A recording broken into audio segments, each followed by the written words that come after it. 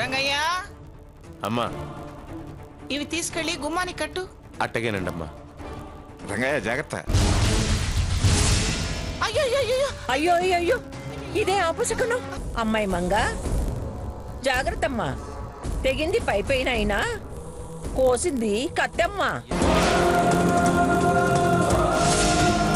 సీత, ఆవిడ గురించి నీ అభిప్రాయం ఏమిటమ్మా? ఇదే ప్రమాదం సీత. సమాధానం సూటిగా చెప్పలేకపోతున్నావంటే ఖచ్చితంగా మంచి అభిప్రాయం లేదని.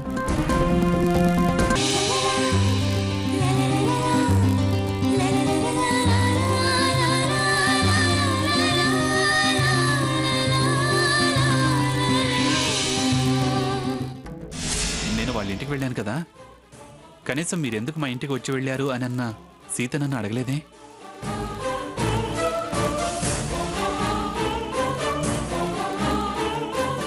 సీత కూడా ఏమన్నా దాస్తోందా? అయినా నాతో జీవితం పంచుకుపోయే సీతకు నాకు మధ్య దాపరికాలుంటే ఎలా? సందేహాలతో సంసారమా? లేదు, ఈ అనుమానాలు నాలో బలపడకూడదు. ఈ విషయాలన్నీ నేను సీతనడిగి తెలుసుకోవాలి. అవును, తనతో విడిగా మాట్లాడి వివరంగా తెలుసుకోవాలి.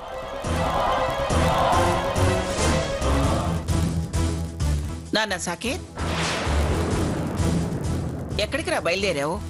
తను మాత్రం నాకు లాయర్ విషయంలో అబద్ధం చెప్పింది. నేను మాత్రం నిజం ఎందుకు చెప్పాలి? పనుంది గ్రాని, ఆఫీస్ దాకా వెళ్ళి రావాలి. ఎందుకురా? పనుంది అంటున్నానుగా. పెళ్లి కొడుకు అయిన తర్వాత ఇలా అయిందానికి కాందానికి బయటికి వెళ్ళకూడదు కన్నా. వెళ్ళకూడదు అని ఇంట్లో కూర్చుంటే పనులు ఎలా అవుతాయి? ఎందుకురా అంత చిరాగ్గా ఉన్నావు? చిరాకేం లేదులే. సాకేత్, ఒక్క నిమిషం ఆగు. నువ్వు బయటికి వెళ్ళకూడదు కానీ వెళ్ళాలంటున్నావు. ఇదిగో ఇలారా.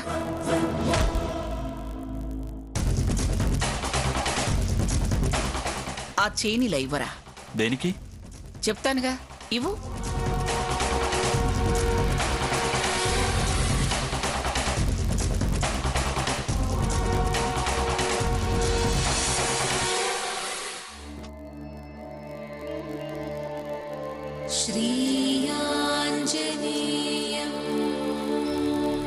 ఇది వేసుకున్నానా, గాలి దిష్టి ధూళి దిష్టి తగలకుండా ఉంటుంది. ఇదిగో వేసుకో.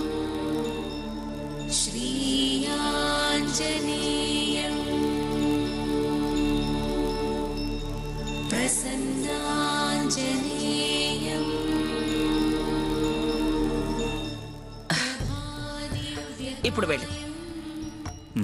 బైగ్రాని.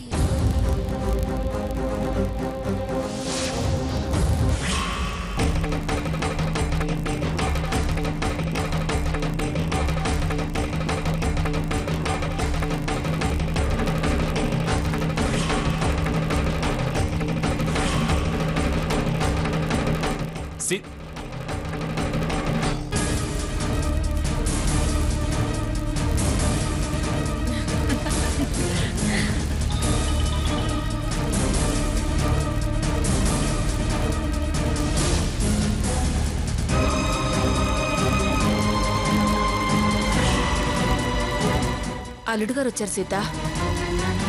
ఆయన బయటికి వెళ్ళడానికి రమ్మంటున్నారమ్మా.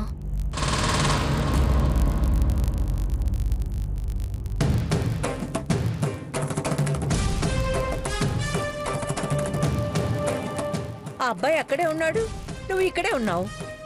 ఎప్పుడు రమ్మన్నాడే? మెసేజ్ పెట్టారు నానమ్మా. రండి అల్లుడు గారు. రండి బాబా, కూర్చోండి. కూర్చోండి. మా గుమ్మం దాకా వచ్చి లోపలికి రాకుండా మెసేజ్ పంపటమేంటి బాబు? అలా నిలబడ్డావేం బాబు? కూర్చో. అత్తయ్య గారు కాస్త మెల్లిగా. నేనేమైనా కాని మాట అన్నానా? కూర్చోవయ్యా పెళ్లి కొడుక. లేదండి, నేను సీతను తీసుకుని బయటికి వెళ్ళాలి. బయటికి వెళ్ళటం ఏమిటయ్యా? అసలు మా రోజుల్లో జీలకర్ర బెల్ల పెట్టి తెరచల్లా తీసేదాకా పిల్లమొహం చూసేవాడు కాదు పెళ్లి కొడుకు. కాలం మారింది. అదేదో ఎంగేజ్మెంట్ అని ముందే దండలు మార్చేస్తే కాబోయే పెళ్ళాన్ని బండి ఎక్కించుకొని పెళ్లి కార్డులు ఇస్తున్నారు.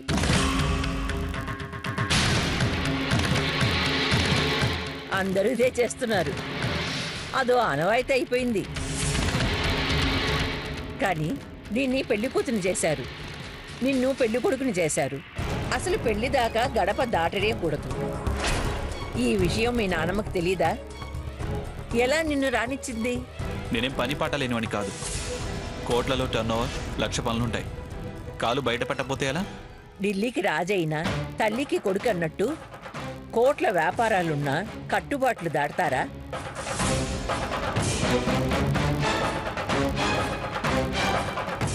అయినా ఇది నీ తప్పు కాదులే, పెంపకం తప్పు.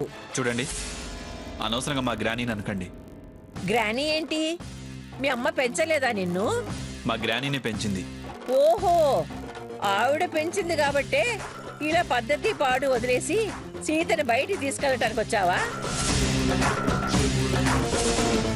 మీరు చాలా టూ మచ్గా మాట్లాడుతున్నారు. నువ్వు చాలా దూరం వచ్చావు కాబట్టే నేను ఇలా మాట్లాడాల్సి వస్తుంది. చూడండి, సీత నా కాబోయే భార్య. నేను తీసుకెళ్తే తప్పేంటి? భార్య కాలేదు కాబట్టే తప్పు అంటున్నాను. అయితే అనే పని నాకే ఉంది. నేనే దగ్గరుండి చిలక గోరెంకల్లా తిరిగి రండి అని పంపేదాన్ని. అత్తయ్య, నువ్వు ఆగవే సావిత్రి. నీ వాలకం చూస్తే బిడ్డని డబ్బు చూసిస్తున్నట్టుంది కానీ సుఖం చూసిస్తున్నట్టు లేదు.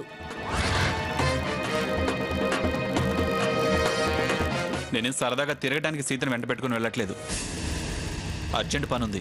అర్జెంటో ఆర్డినరీయో అది రావటం కుదరదు.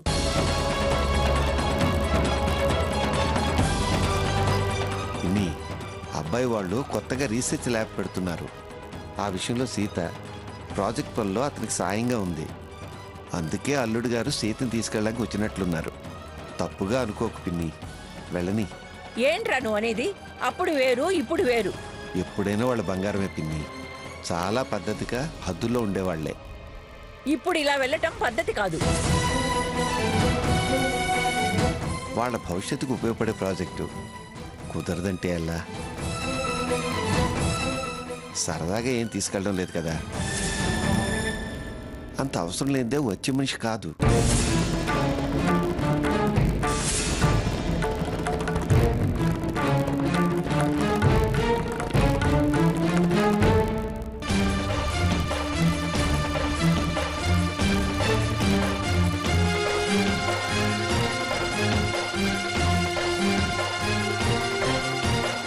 ఏంటే వాళ్ళ అవసరాలు వాళ్ళవి, వద్దంటే ఎలా? అవునత్తయ్య గారు, రేపొద్దున్న ఏవైనా ఆటంకాలు జరిగితే మనమ్మాయికేగా నష్టం. సరే కానియండి.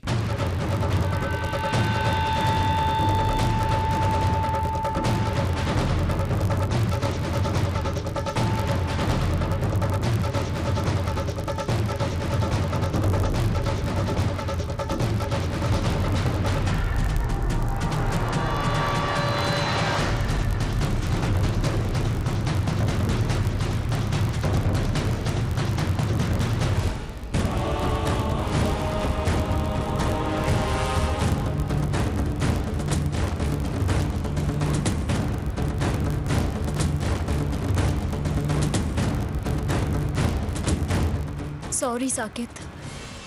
మా నాన్నమ్మ మీ ఇంటికొచ్చి మీ గ్రాని నన్న మాటలకి, ఇప్పుడు మిమ్మల్ని అన్న మాటలకి ఆవిడ తరపున నేను క్షమాపణ అడుగుతున్నాను.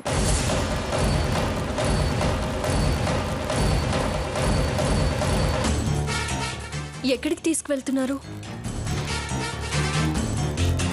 మీ మౌనం నేను భరించలేకపోతున్నాను. నిశ్శబ్దం అంటే నాకు భయం సాకేత్. ప్లీజ్ సాకేత్, ఏమైందో చెప్పండి. ఎందుకంత కోపంగా ఉన్నారు? అసలు ఎందుకు మాట్లాడడం లేదు? నేనేం తప్పు చేశాను? చాలా మాట్లాడాలి, కానీ ఎలా మాట్లాడాలో తెలియడం లేదు. నన్ను ఆలోచించుకోనివ్వు.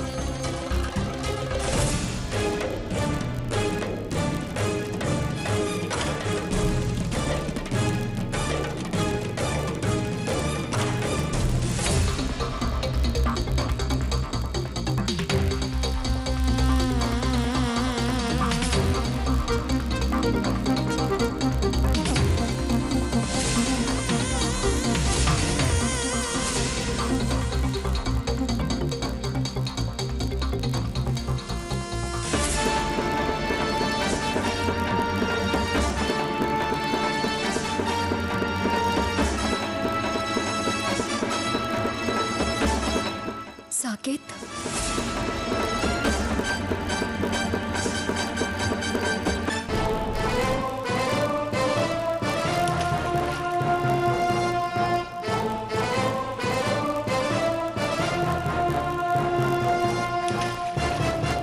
చూడు, అలాగే, సేమ్ అలాగే నా మైండ్లో ఆలోచనలు, నా మనసులో 1,00,000 ప్రశ్నలు సుడులు సుడులుగా తిరుగుతున్నాయి.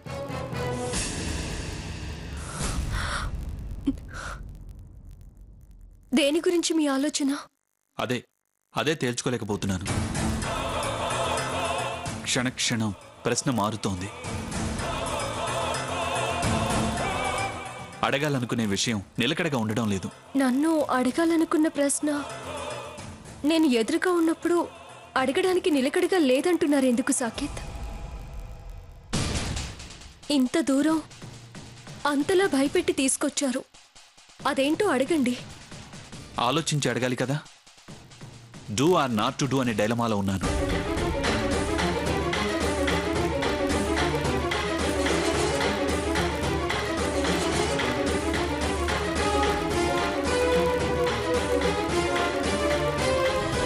Do not do, do not do, do not do, do not do, do not do, do not do, do not do. ఏంటి సార్ మెటికల్ ఎక్కేస్తున్నారు? లెక్కేయడం లేదు. మనసు తేల్చుకోలేని ప్రశ్నకి సమాధానం లాటరీ పద్ధతిలో వెతుకుతున్నాను. ఇది మా అమ్మ నేర్పింది. ఎస్ ఆర్ నో అంటూ ఇలా చూడాలి. హో, బాగుంది. అయినా స్టార్ట్ చేసే ప్లేస్ తెలిస్తే రిజల్ట్ తెలిసిపోతుంది కదా. కళ్ళు మూసుకొని టక్కున కణుపుల మీద వేలు పెట్టాలి. ఆపకుండా వేలు నాడించాలి. ఎవరైనా పలకరిస్తే టక్కున ఆపాలి. ఎక్కడ ఆగితే అదే ఫైనల్ రిజల్ట్. మరి నేను పలకరించాను కదా, గుడ్డా బ్యాడా? థర్డ్ ఎంపైర్ని అడగాలి. అదేంటి? మీరు పలకరించినప్పుడు ఉలిక్కి పడ్డాను. అప్పుడు నా వేలు ఎయిర్లో ఉంది. తమాషాగా మాట్లాడుతున్నారు మీరు. మీరు మాట్లాడేది నాకేం అర్థం కావడం లేదు సాకేత్. నాకు అర్థం కాక తేల్చుకోలేకే నిన్ను అడుగుతున్నాను. నువ్వు అర్థం కావడం లేదంటావే? మీ ఇంటి విషయాలు తెలిసిన వాళ్లే నాకు ఫోన్ చేస్తుంటారని నాకు అనిపిస్తోంది. నీకు ఎవరి మీద అనుమానం రావడం లేదా? లేదు. అబద్ధం. అర్థం కాక తేల్చుకోలేకే నిన్ను అడుగుతున్నాను. నువ్వు అర్థం కావడం లేదంటావే? మీ ఇంటి విషయాలు తెలిసిన వాళ్లే నాకు ఫోన్ చేస్తుంటారని నాకు అనిపిస్తోంది.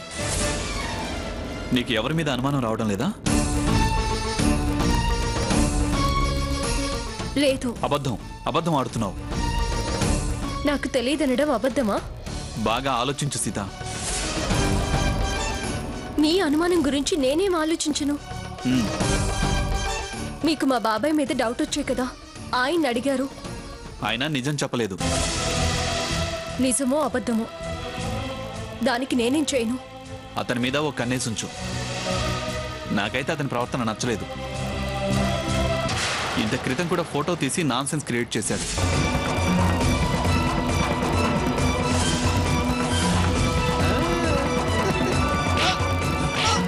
What is this nonsense? Nonsense కాదు, మీ రొమాన్స్. తర్వాత మా ఇంటికొచ్చి అందరిని పిలిపించి ఏదో ఉందని సెల్ చూపించాడు.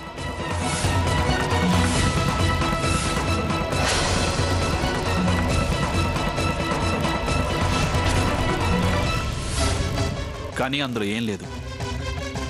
అతని కడుపులో ఏదో ఉంది. మీరంటే గిట్టకపోవడమో, మా సంబంధం కుదిరిందన్న కుళ్ళో ఏదో అతను మనసులో పెట్టుకున్నాడు అనిపిస్తోంది. నువ్వు కనిపెట్టుకుని ఉండటం మంచిది.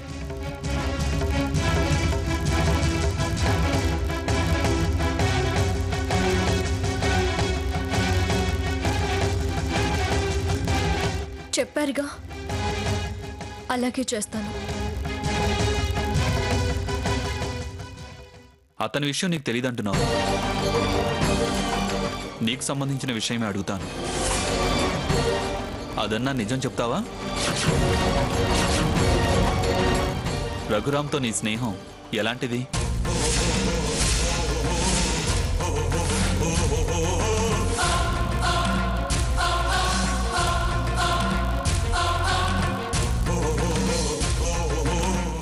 స్నేహం అంటూనే ఎలాంటిది అంటున్నారేంటి? నా ఉద్దేశం తప్పుగా అనుకుంటున్నారా? నో, నువ్వు క్లియర్గానే ఉండొచ్చు. అతని మనసులో ఏదన్నా లేదు. అంత ఖచ్చితంగా ఎలా చెప్తావు? నాకు బాగా తెలుసు కాబట్టి. మంచి అభిప్రాయం తన మీద ఉంది కాబట్టి. తను ఎప్పుడూ తప్పుగా ప్రవర్తించలేదు కాబట్టి. మరి మొన్న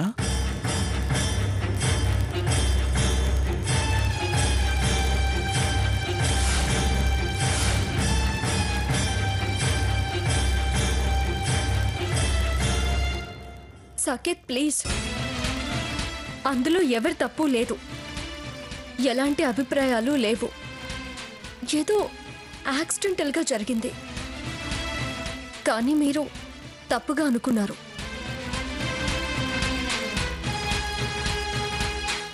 నేనే కాదు, నా స్థానంలో ఎవరున్నా అలాగే అనుకుంటారు. ముక్కు మొహం తెలియని వాళ్ళ గురించి అనుకుంటే తప్పులేదు, కానీ రఘురామ్ మీకు బాగా తెలుసుగా. అలా చూసేదాకా నేను తప్పుగా అనుకోలేదు. అలాగే నువ్వు పొరపాటు పడుతున్నావేమో. మంచిగా కనిపిస్తూ చెడు ఆలోచన అతని మనసులో పెట్టుకోవచ్చుగా. స్ట్రైట్ ఫార్వర్డ్గా బిహేవ్ చేస్తాడు అనుకుంటున్నాను. నాకైతే డౌటే. వన్ సైడ్గా. ప్లీజ్ సాకేత్, ఇక టాపిక్ని వదిలేయండి.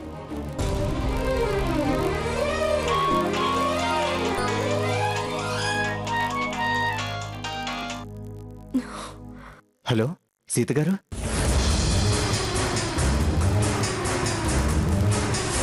ఇక టాపిక్ని వదిలేయండి.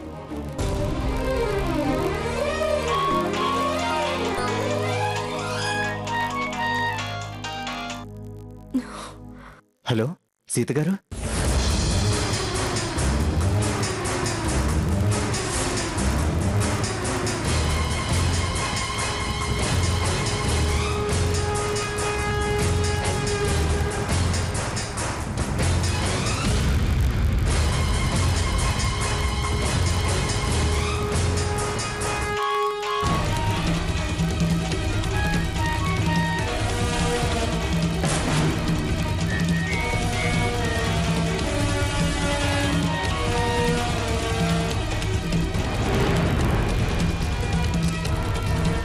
లిఫ్ట్ చెయ్యి. Add call.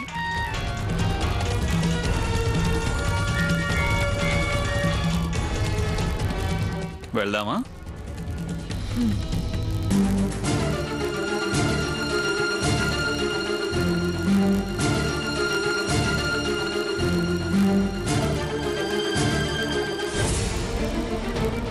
ఏంటిది? ఇందాక కట్ అయింది, ఇప్పుడేమో స్విచ్ ఆఫ్ అని వస్తుంది.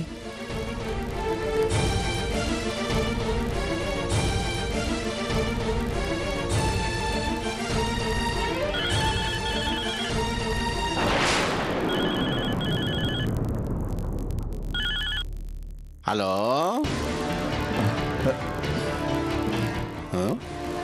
ఏంటిది? ఏందబ్బా ఇది? మోగింది తీతే ఆగింది.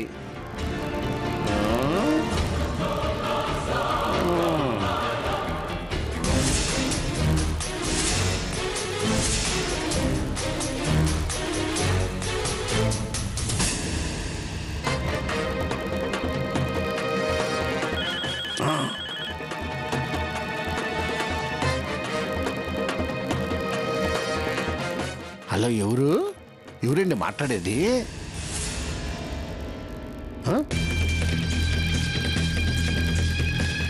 ఏందబ్బా ఇది చిత్రంగా ఉంది? మోగుతుంది తీతే ఆగుతుంది.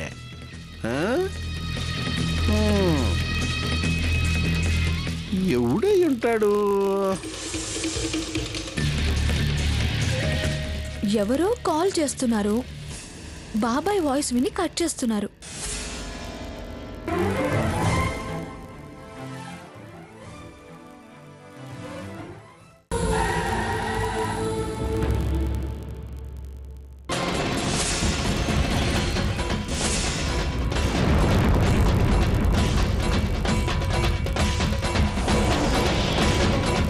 ఇదేంటి, ఇక్కడికి తీసుకొచ్చారు ఎందుకు?